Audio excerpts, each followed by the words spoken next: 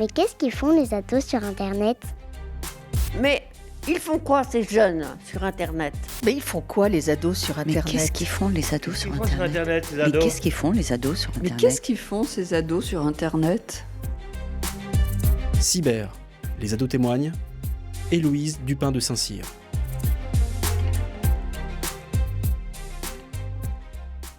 L'intelligence artificielle, ou IA, est un ensemble de théories et techniques qui visent à réaliser des machines qui sont capables de simuler l'intelligence humaine. Elle est de plus en plus présente dans notre quotidien, notamment au travers de nouveaux produits et services disponibles sur Internet, et elle repose sur des algorithmes qui sont gourmands en données, souvent personnelles, et son usage nécessite le respect de certaines précautions. Et donc aujourd'hui, je reçois Lily, qui a 14 ans. Elle est en classe de 3e dans le département du 24. Elle aime beaucoup dessiner et son téléphone, elle l'a eu en début de 5e, en particulier parce qu'elle allait se retrouver souvent seule à la sortie de l'école à la maison. Lily, comment vas-tu ? Je vais bien, merci. Est-ce que pour compléter la présentation, est-ce que tu peux nous dire ce que tu aimerais faire plus tard ? Je suis plutôt dirigée dans le droit ou dans l'aide à l'autre. D'accord. Et donc là, tu as un stage de 3e à trouver en entreprise. Et tu as trouvé un stage un peu dans ce secteur-là ? Dans le droit, c'est plutôt compliqué de trouver pour un stage de 3e. Mais du coup, je me suis plus dirigée là où travaille ma maman, donc à Hermès.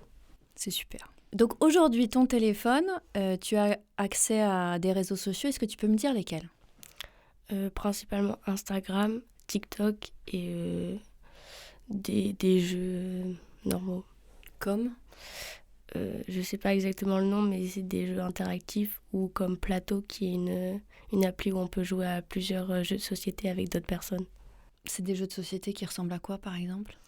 Il peut y avoir des dames, on peut jouer au basket, des jeux de cartes et du foot aussi, plein de genres. Et tu joues avec des gens que tu connais ou avec des gens que tu connais pas ? On peut jouer avec des gens qu'on connaît en les ajoutant dans nos amis, Ouais. ou sinon jouer avec des inconnus, mais on choisit avec qui on joue. Et donc toi, tu joues avec des inconnus ou tu joues avec des gens que tu connais plutôt ? Un peu des deux, ça dépend. Tu penses que tu passes combien de temps dans tout le temps que tu passes sur ton téléphone, entre les réseaux sociaux et par exemple ces applications de jeux ? T'as une idée ? Après les cours, je pense vers 4 heures à peu près. 4 heures tous les jours après les cours à peu près, c'est ça ? Un peu, ça dépend des devoirs ou du temps libre. D'accord. Et le week-end aussi, du coup, tu étais connectée ? Les week-ends, j'essaye du plus possible de moins être connectée à mon téléphone, mais c'est vrai que ça varie un peu plus que la semaine. Ça dépasse les 4 heures en général. Alors comment tu fais le week-end justement pour essayer de te déconnecter un peu plus ? J'essaye de sortir parce que j'ai mon BSR, du coup je peux aller un peu où je veux, ou même des livres ou ce que je trouve à faire. D'accord. Et donc en ce moment, tu lis un livre ? Oui, tant que le café est encore chaud, et pas d'autres livres pour l'instant. D'accord. Tu n'as pas Snapchat ? Non. Et pourquoi ? Avant, j'avais Snapchat, mais je l'ai désinstallé parce que le fait qu'il y ait une IA qui puisse interagir avec nous ou même savoir des informations très facilement sur nous, ça fait un peu peur. Et même Snapchat, et c'est connu pour prendre des photos de nous à notre insu et du coup récolter des informations privées qui ne sont pas censées sortir de chez nous, qui sont privées. D'accord, donc ça, c'est sur Snapchat. Instagram le fait pas et TikTok non plus. Ils prennent pas des vidéos ou... Pas que je sache, pas à notre insu en tout cas. D'accord. Et donc du coup, en quoi l'intelligence artificielle qu'il y avait sur Snapchat, ça t'a ralenti dans ton usage de Snapchat ? C'est quoi les questions que tu te poses par rapport à ça et qui te dérangent ? Parce que c'est très facile de s'attacher à quelqu'un et commencer à parler avec une personne, qu'elle soit imaginaire ou pas, elle nous répond dans la seconde. Donc c'est très facile de s'attacher ou de raconter très facilement ce qui peut nous passer par la tête. Et du coup, ça peut récolter des informations sur nous et c'est pas... T'as pas envie ? Non. Et, mais quand tu dis ça peut récolter des informations sur nous, en quoi cette machine, qui finalement est qu'une machine, est si virtuelle, si jamais elle récolte des informations sur toi, t'as peur de quoi ? on reste sur Internet, donc nos informations, on peut par exemple chercher notre prénom et trouver des informations sur nous. Elles sont partout parce qu'elles ne restent pas que sur Snap. Et même Internet, ils ont plein d'informations sur nous, donc même si on ne les trouve pas sur Google, eux, ils ont plein d'informations sur nous, donc ça fait un peu peur de savoir qu'on sait notre âge, on peut même savoir où on habite parce qu'il y a la localisation sur Snap. On a tout, toutes nos informations. Et en quoi tu penses que toutes ces informations qui sont disponibles sur Internet, ça affecte ta vie quotidienne ? Est-ce que tu penses que ça affecte ta vie quotidienne ? Oui, dans un sens, un peu. À quel moment, par exemple, de la journée, si tu devais trouver un moment dans la journée où tu te dis, tiens, là, ça a un impact ? Quand je m'ennuie, au lieu de me servir de mon imagination, je vais plutôt me diriger vers les réseaux sociaux. Donc je sais pas m'occuper moi-même, de moins en moins en tout cas. Et tu penses que c'est un problème ? Oui. Pourquoi ? Parce que en même temps, quand on est sur notre téléphone ou sur les réseaux, on bouge pas vraiment, on reste assis et on n'a pas vraiment d'activité qui permet de nous stimuler ou n'importe, parce que les réseaux, on peut juste parler avec des gens mais on bouge pas. Mais ça veut dire que si j'étais ta maman, par exemple, ça te rendrait service que je te prenne ton téléphone pendant une demi-journée chaque week-end juste pour t'obliger à t'ennuyer ? D'une certaine manière peut-être, mais... On ne donnera pas à ta maman cet enregistrement. Promis. Et si je reviens un petit peu sur l'intelligence artificielle, à ton avis, quel est l'impact de l'intelligence artificielle sur l'actualité ? Et ça peut fausser puisque tellement c'est bien fait maintenant. On peut, par exemple avec Macron, où en fait on peut faire des montages de manifestations ou de situations qui ne sont jamais arrivées. Et c'est très facile d'y croire puisque c'est très bien fait. Donc on peut faire croire ce qu'on veut maintenant avec... Ce que tu veux dire, c'est que tu étais tombée sur un documentaire où il y avait Emmanuel Macron et il montrait des vidéos de lui qui, a priori, étaient un montage, c'est ça ? Oui, des photos, oui, de Macron dans des manifestations ou dans des situations qui ne sont pas censées être celles dont il devrait... Où il devrait être. Oui. Et toi, tu t'es rendu compte que c'était un montage parce que des journalistes avaient travaillé sur ce sujet, ou tu t'es rendu compte que c'était un montage parce que c'était des youtubeurs ou des influenceurs, etc., qui ont dit que c'était un montage ? Au début, elles étaient un peu mal faites puisque on peut reconnaître même le grain de la peau que c'est assez lisse, mais on peut y croire facilement. Mais moi, je m'en suis rendu compte parce que aux infos, ils en ont parlé de comment les détecter. Au niveau des mains, des doigts, c'est très compliqué à reproduire. Ou oui, de la peau, c'est très lisse en général. C'est pas... Mais ça s'améliore de plus en plus, donc c'est de plus en plus compliqué maintenant. Donc il y avait une chaîne télé qui a repris ce sujet et qui a, Oui. qui a donné comme ça des tips, c'est-à-dire des solutions pour détecter des fausses images, c'est ça ? Ou même sur les réseaux, oui. On en a assez parlé à un moment. D'accord.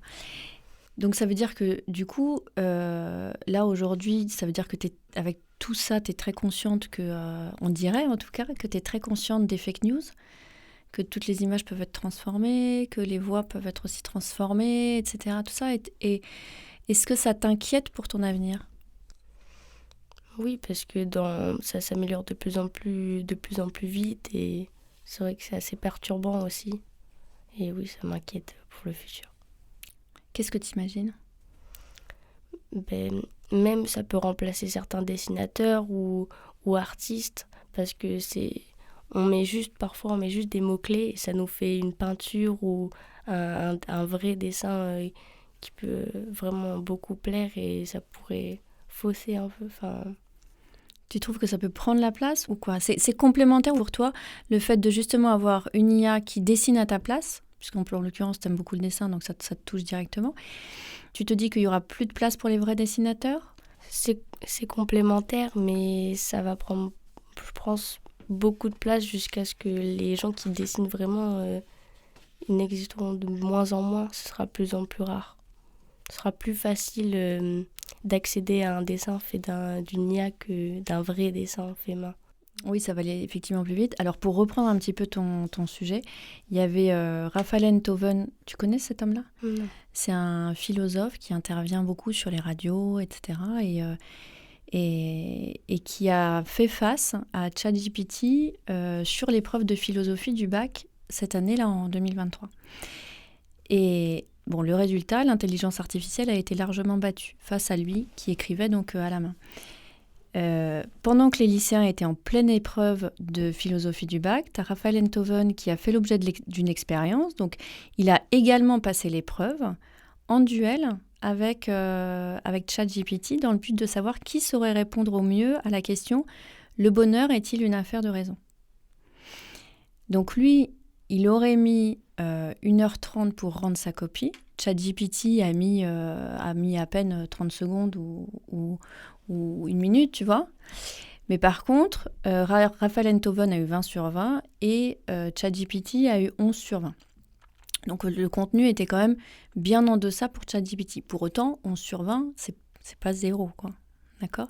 Toi, tu penses que les dessins, ils auront 11 ou tu penses qu'ils auront 20 sur 20 ? Ils auront 11 parce que ça pourra pas forcément égaler ce qu'on peut faire à la main. Ouais. Mais ça vaudra plus qu'un 11, je pense, dans le temps, parce que ça peut aller très loin des interprétations qui peuvent être vraiment importantes. Du coup, je sais pas comment expliquer. Ouais. Mais oui, ça peut aller... Qu'est-ce que tu n'arrives pas à expliquer ? Parce que à la main, c'est toujours mieux que par une intelligence artificielle, mais c'est vrai que les choses qu'elles savent faire, ça peut être très impressionnant, donc ça peut vraiment aller... Un 20, par exemple, oui. Dans une certaine manière, parce qu'il y a plusieurs catégories ou de choses qui sont prises en compte dans une œuvre. Mais... Toi, tu as déjà été impressionné par une image qui avait été faite par une intelligence artificielle ? Le réalisme, oui, mais niveau peinture,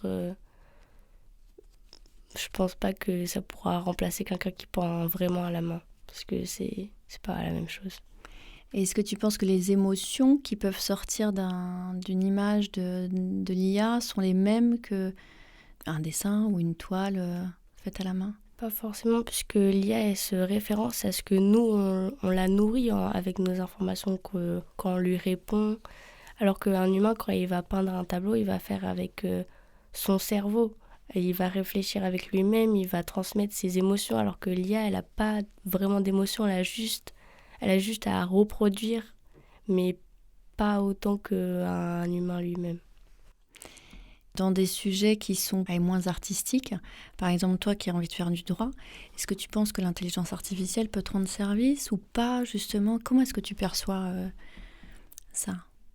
J'arrive pas à trouver dans certains sujets où elle pourrait nous rendre service, mais oui, par exemple dans la façon de se formuler ou de trouver les mots exacts, mais je pense pas qu'elle pourra vraiment nous remplacer, entre guillemets.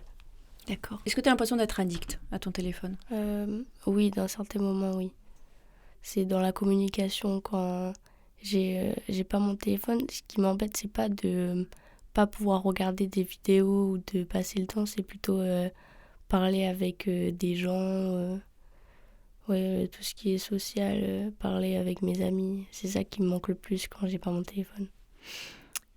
Et quand tu vas être avec des amis, tu poses ton téléphone, du coup ? T'en as plus du tout besoin ? En général, oui, ou soit pour prendre des photos, mais sinon, non, je l'utilise pas. D'accord, donc c'est vraiment quand t'es seule, chez toi, un peu isolée, que là, tu as besoin de ton téléphone pour m'occuper. Pour t'occuper, d'accord. Et quand tu es seule chez toi, bon, peut-être que tes amies, elles sont pas disponibles à ce moment-là et tout ça pour discuter. Est-ce que du coup, tu discutes avec des gens que tu connais pas ? Non, en général, j'évite parce qu'on apprend de nos erreurs. Mais non, je regarde des vidéos de gens connus ou du divertissement. Alors, il y a beaucoup d'ados que j'ai rencontrés qui me disent on apprend de nos erreurs et tout ça. Et alors, comment est-ce que tu as appris, toi ? C'était quelle erreur ? Déjà, mes parents m'ont toujours dit de faire attention, de ne pas accepter des inconnus. Mais en fait, la curiosité, elle prend le dessus. Et quand tu connais pas quelqu'un, tu te dis chouette, t'as un nouvel ami. Donc tu lui parles et forcément tu t'attaches. Et en général, soit c'est quelqu'un de plus âgé qui te parle, ou soit c'est très facile de plus parler à quelqu'un sur un téléphone, t'as juste à ne plus répondre. Donc au final, tu t'attaches. Et t'as plus de nouvelles, ou même sur Internet, on se soucie pas vraiment de l'âge, donc tu peux avoir 13 ans et parler à quelqu'un de 17 ans. Donc c'est très dérangeant pour certains sujets. Et toi, ça t'est arrivé, le cas, à la fois le cas d'abord où tu as commencé à discuter, à t'attacher, puis du jour au lendemain, on t'a plus donné de nouvelles et du coup, j'imagine que tu étais un peu triste. Oui, ça m'est arrivé. Pas avec des personnes plus âgées, mais oui, dans le sens où j'étais jeune et j'ai beaucoup parlé et du jour au lendemain, on m'a ghosté, comme on dit, ou on m'a arrêté de me parler. Et t'as plus de nouvelles du tout. Non, plus de nouvelles. J'ai été bloquée. C'est dur, ça. Oui. Dans la vraie vie, ça n'existe pas. Non. Normalement, il y a au moins quelques explications et Oui. tout ça. Et t'as pas compris pourquoi, du coup. Non. Comment on fait pour se remettre d'une sorte de rupture comme ça? Ça fait assez mal puisque je sais pas vraiment comment j'ai fait pour m'en remettre, mais j'ai essayé de penser à autre chose et puis on a toujours d'autres personnes à qui parler, mais je sais pas comment on fait pour s'en remettre franchement. Après, sur notre téléphone, dès que ça existe plus dans la vraie vie. Donc on peut s'en détacher. Ça dépend quelle personne, mais on s'en détache assez vite, entre guillemets, parce que ça reste sur le téléphone, donc on n'y pense pas vraiment tout le temps. Et dans les autres exemples que tu disais, il y avait, tu disais le fait de discuter avec quelqu'un de plus âgé, sans forcément savoir qu'il est plus âgé, ça t'est arrivé aussi? Non, ça m'est pas arrivé, mais ça arrivait à des gens que je connais, oui. Et comment ça s'est passé? Au départ, en général, c'est des ados ou des enfants même en primaire, parce qu'ils peuvent avoir des téléphones très jeunes maintenant. Oui, ils parlent et puis l'adulte en général, il sait comment parler à un enfant.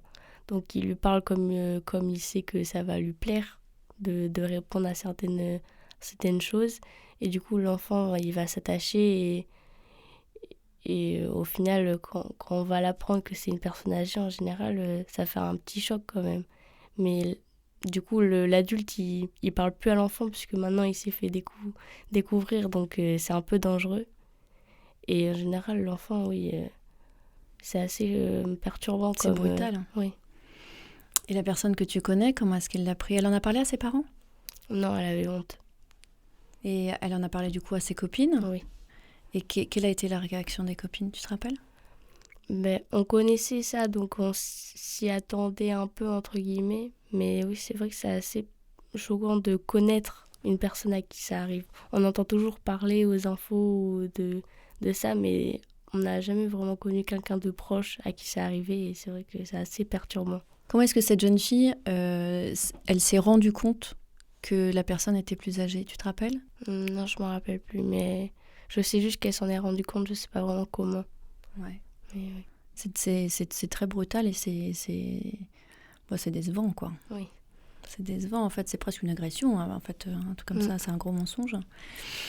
Est-ce que tu utilises ton téléphone pour tes devoirs, par exemple? Oui, pour trouver des informations sur Internet ou même des exposés. Ou même une fois, je m'en suis servi pour faire un devoir en français. Mais je me suis sentie assez mal de m'en servir pour le texte qu'il fallait faire. Donc j'ai fini par le faire à la main. Ouais. Mais c'est vrai que c'est assez impressionnant. Oui, T'avais utilisé quoi? T'avais utilisé ChatGPT? Oui. Et donc, tu te rappelles le sujet? C'était un sujet d'imagination. On devait imaginer, on avait juste des consignes de temps ou des choses que je ne comprenais pas vraiment. D'accord.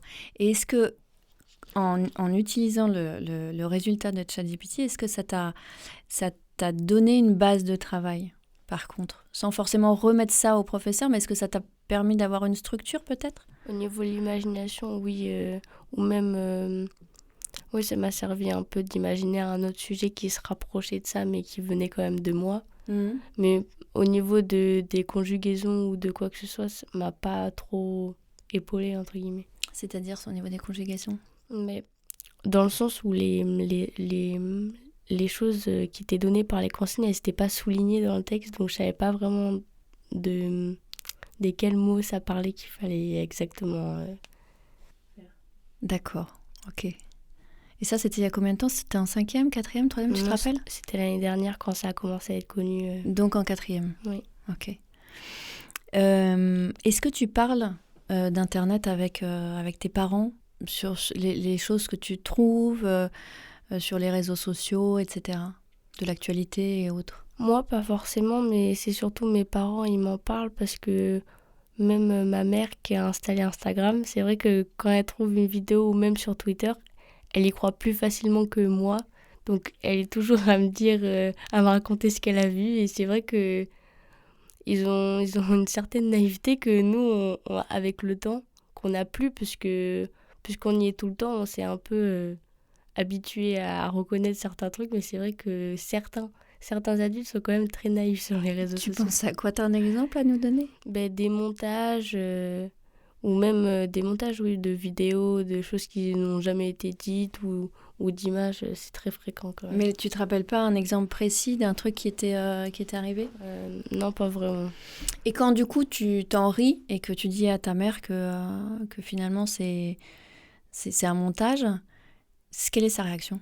Elle y croit pas, parce qu'elle croit que, pas qu'elle sait mieux que moi, mais que forcément c'est vrai parce que elle l'a vu, donc c'est vrai. Mais c'est vrai que c'est assez compliqué de croire son enfant quand même. Quand il dit que c'est faux, c'est assez compliqué. Ah, je trouve que finalement sur un certain nombre de sujets, notamment sur Internet, vous avez plus d'expérience que beaucoup d'adultes. Et quand tu discutes avec ta sœur, par exemple, vous parlez des... par exemple, alors tu me disais que tu n'avais pas été en difficulté, mais est-ce qu'avec ta sœur, vous partagez des choses sur Internet? On s'envoie des messages, par exemple, ou des... Ouais, j'en sais rien. Pas tant que ça. C'est surtout... Si, parce qu'elle est interne au lycée, donc on parle beaucoup, on s'échange des vidéos, mais sinon pas plus que ça. D'accord. Est-ce que tu fais des vidéos, toi? Oui, sur TikTok. Il y a certaines, elles sont en privé, puisqu'on peut garder nos vidéos pour nous. Certaines sont en public, ou par exemple, ça peut être des montages de vidéos que j'ai passées avec mes amis, où je mets une musique derrière et je poste. Et en privé, ça veut dire que qui y a accès? Que moi. Soit on choisit de mettre son compte en public, ou soit en privé. Mais dans tous les cas, il y a une option qui met un petit cadenas, où c'est comme ton compte, mais en privé, il n'y a que toi qui peux voir cette partie de ton compte. Il y a une partie publique et une partie privée. C'est comme une plateforme d'hébergement, en fait. Il y a des vidéos qui sont privées, mais que pour toi. Même tes copines ne les voient pas. Oui, que pour moi. D'accord. Et le fait de les avoir, toi, c'est pourquoi? T'en as beaucoup? Non, pas forcément, mais c'est quand je choisis de supprimer une vidéo, par exemple, au lieu de la supprimer et que j'y ai plus jamais accès, je la mets en privé, comme ça je peux toujours la voir, mais plus personne ne peut la voir. D'accord, en fait, pour toi personnellement. Alors, on parle beaucoup de données personnelles sur Internet. Ça représente quoi pour toi? Ça représente, oui, c'est toutes mes informations personnelles, c'est une grande partie de moi que ça représente, et même ça fait très peur de savoir qu'on peut savoir tout ça sur nous. Oui, ça, parce que quand on va sur une application, on nous demande notre âge, notre date de naissance, même ou certains sites, des informations plus personnelles, je trouve. Quand tu as des cours d'histoire avec tes professeurs et au regard de toutes ces informations personnelles qui sont disponibles maintenant sur Internet, est-ce que ça fait appel à quelque chose dans ton esprit? Pourquoi tu trouves que c'est dangereux qu'on possède tes données personnelles, que quelqu'un, quelque part, possède tes données personnelles? C'est dérangeant parce que c'est censé être personnel, qu'on peut savoir nous ou notre entourage, c'est que des informations qui nous concernent nous et pas forcément des choses qu'on peut retrouver, puisque maintenant on peut taper notre nom de famille, notre prénom, et on a plein d'informations sur nous sur Google ou des autres sites. T'as fait le test Oui, moi j'ai tapé mon nom de famille, j'ai eu plein de personnes de ma famille, ça a fait une sorte d'arbre généalogique sur Google, ça fait assez peur. On a les dates de décès, ouais, tout ça. D'accord. Donc tout à l'heure, on a fait un test sur Snapchat où justement on parlait d'intelligence artificielle et où tu me faisais découvrir MyAI sur Snap, à qui on a dit donc coucou. Il a répondu salut, comment ça va? Qu'est-ce que tu fais de beau aujourd'hui? On a répondu je vais sauter d'un pont avec des échasses. My AI a répondu « Oh waouh, c'est super audacieux, mais je dois te rappeler que c'est très dangereux. Je ne peux pas encourager ce genre d'activité risquée. Prends soin de toi et trouve une activité plus sûre et amusante à faire. » Nous avons répondu « Et toi, que fais-tu cet après-midi » Et il a répondu « Je vais me détendre et profiter de l'après-midi. Peut-être je vais lire un bon livre ou regarder un film. Et toi, as-tu des plans excitants pour cet après-midi » Et là-dessus, immédiatement, on a vu une publicité s'afficher, l'offre d'une télévision qui propose des films ultra récents. Et un peu plus loin, pareil, on a expliqué qu'on allait chercher des carottes vertes à pois bleus dans le jardin. Il a répondu « Haha, des carottes vertes à pois bleus, ça semble vraiment original. Je ne savais même pas que ça existait. J'espère que tu les trouveras bonnes et que tu pourras les déguster. Amuse-toi bien dans ta quête des carottes spéciales. » Et directement après, on a une publicité « La santé accessible à tous, des conseils personnalisés. » C'est fou quand même. Oui, c'est assez impressionnant. Quand tu vois ça et qu'effectivement tu sais que sur Internet tout est scruté et qu'après on te propose des publicités en fonction des conversations, etc. Tout ça. Qu'est-ce que ça te pose comme question sur, je sais pas, ta liberté de penser, ta liberté de faire ta vie d'adolescente, etc. Tu crois que tu es influencée ? Oui, je suis influencée. Oui. Est-ce que tu arrives à le mesurer si on dit d'une échelle de 1 à 5, où 5, tu es très influencée par tout ce qui se passe sur Internet et 1, pas du tout. Tu penses que tu es où ? À 3. À 3. Oui. Et est-ce que tu aimerais être à moins ? Est-ce que tu penses que tu vas être à plus ? Comment ça va se passer dans les années qui vont suivre ? Tu as une idée ? Je pense avec le temps, j'utiliserai de moins en moins, en tout cas, les réseaux qui utilisent des vidéos, enfin, sauf la télé, mais ça n'a pas un réseau social. Mais non, je pourrais... Si, je serais quand même beaucoup influencée, puisqu'il y a beaucoup plus de pubs pour tout et n'importe quoi. C'est vrai que je suis assez influençable, donc ça risque de monter un peu. Tu penses que ça va monter à 4 ? Oui, vers 4, oui. Et si tu avais un petit frère ou une petite sœur ou des choses comme ça, qu'est-ce que tu lui dirais ? De faire attention, forcément, puisque on se fait facilement influencer, donc c'est assez dangereux. Admettons que tu es un petit frère qui récupère son premier téléphone, là. Et donc tu vas lui dire fais attention, on peut être influencé, mais lui il n'en sait rien, il ne sait pas encore sur quoi, il va découvrir des réseaux, etc. Il va les regarder peut-être comme ta maman. Qu'est-ce qu'on peut lui dire pour qu'il fasse attention ? Ou qu'il soit au courant ? Ou qu'il te croit ? Je pense que même s'il tombe dessus, il ne se rendra pas forcément compte que ça va l'influencer, mais on pourrait quand même le prévenir. Que la plupart, en tout cas, plus de 50% des informations, elles sont fausses, des publicités surtout. Parce que c'est très facile de se faire influencer comme pour des publicités où il faut donner de l'argent et en échange, tu auras quelque chose, ou même où tu dois rentrer toutes tes informations et en échange, tu auras un téléphone. C'est des choses comme ça où quand t'es petit, c'est assez facile d'y croire et puis ça nous fait rêver aussi, d'une certaine manière. Tu t'es déjà fait piéger comme ça ? Non, parce que j'étais assez renseignée sur ça et puis j'avais une grande sœur aussi où je lui posais beaucoup de questions. Donc dès que je voyais quelque chose comme ça, elle me disait que c'était faux ou que voilà. Est-ce que tu trouves que c'est une bonne idée d'avoir un téléphone à 10 ans ?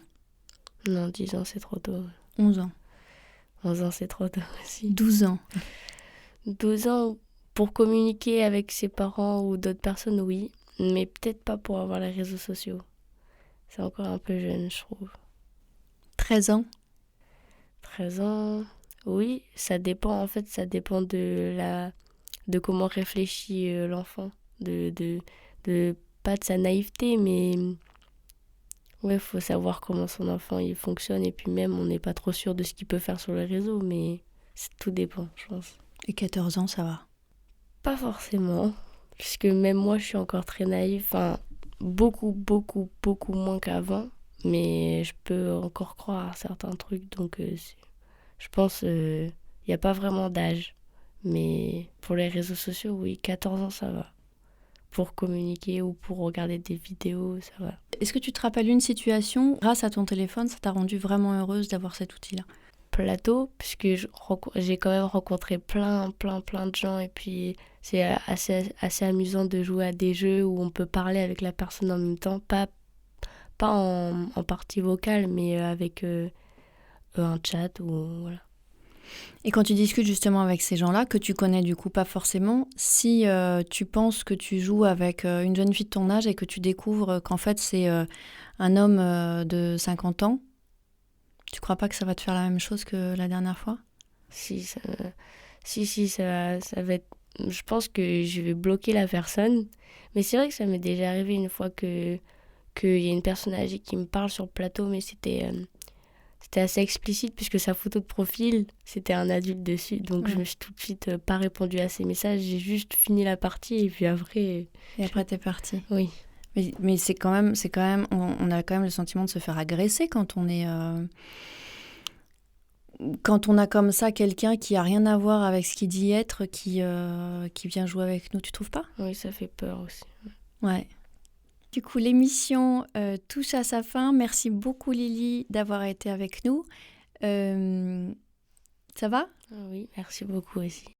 T'es contente d'être venue ? Oui.